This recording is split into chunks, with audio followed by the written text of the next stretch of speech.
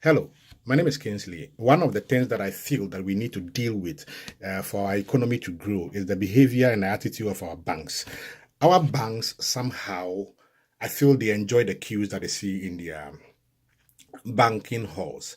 So you get into a banking hall and there are like 30 people in the offices claim to be working, and there is a long queue because there is just one teller or just two of them in there, and they don't come quickly to serve the customers to make sure the customers leave. They stay there in their so-called offices. Now the duty of a bank is simple. Primary duties: give money and take money. That's it. But our people sit down there and they enjoy to see the queues. You see that they have security men, they have chairs, they have couches in their office because they expect you to come and sit down. You will not get to any bank in the United States, for example, or many developed countries where you see chairs for you to sit down, because they know that you are not coming in there to sit down. You come in there to get money or put money down and you leave. And our banks need to solve this problem of queuing. You get into banks in other countries, and the moment there is a fourth person in a queue, somebody from the back come to join them and they solve the problem, and there is no queue. But in Ghana, somehow they enjoy it. Two, this issue of the internet. You go to the bank and they tell you that internet na teko. The internet is gone. We can't serve you. So you sit down, wait. Look, it is not acceptable. If the banks need to come together, they should come together, raise real money, and build a solid internet system, a fiber optic system, a satellite system that will be reliable. This attitude, look, if your internet service provider is not working well, kick him out and get a new internet provider, or get 2-3 lines. You cannot be working in Ghana and continue to tell the customer that internet is not article. Now, this issue with the way we behave in our banks. I went to Circle one time, Circle Barclays Bank, and I signed my signature, and the lady was like, no. There's a little difference between the two signatures, the one in the system and the one you just signed. And so I said, listen, I've had this account for God knows how long ago, very, very long ago. And I consider myself a little bit educated in Ghana. So this lady will not serve me because of the little difference in the signature. So I got very angry and I said, look, there is passport pictures on there that you can see my face.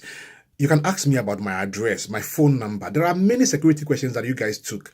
The whole KYC thing with Bank of Ghana, that you could ask me to ascertain that this account belongs to me. You won't do that. You was asking me to go back to my branch.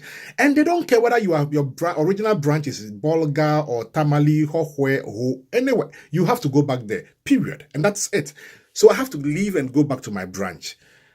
That is not cool. Now, the question I ask myself is if I am struggling with issues of signature, then the Makola women, the market women in Ghana, the farmer, the artisans, people we are trying to bring into the tax net, and for that matter, need to come into the banking system, how will they surmount these problems that even me, I am having with the banks? It is unacceptable. Our attention in Ghana is as though our attention is on how our bankers present themselves, the tellers, how they dress, the suit they wear. It's not about the work they do.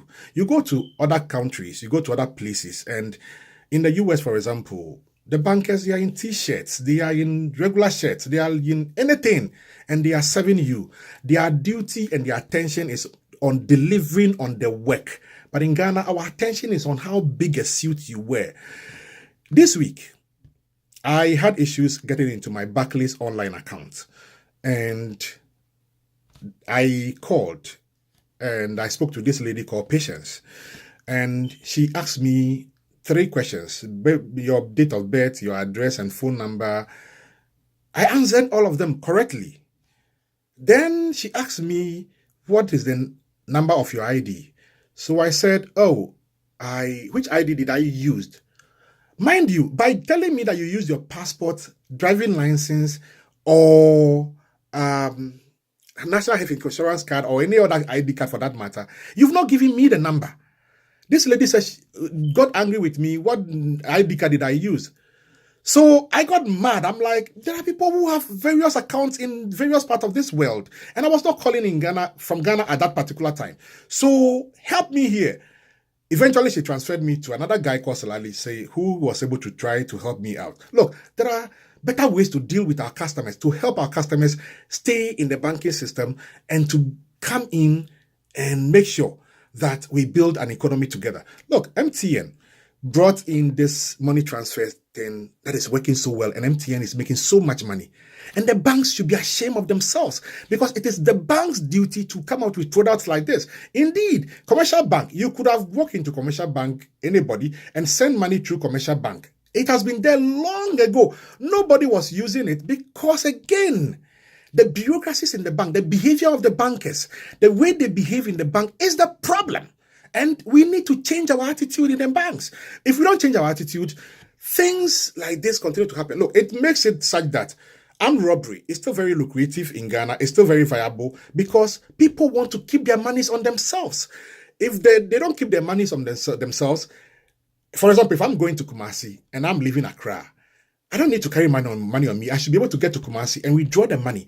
But because I can get to Kumasi and they will tell me internet and I take off, so I try to get my money in Accra, carry the money, and I can get attacked by armed robbers on the highway. So if the banking system is better, our people will carry less money and thereby reducing armed robbery, because it will not be viable anymore. And so when MTN introduced this, it is working very well. The banks should be ashamed of themselves, because MTN is making so much money that if you guys have done it, MTN will not have been in this part. But because MTN saw a big problem that the banks couldn't do, they come to solve it for you. So I think that the banking system should change.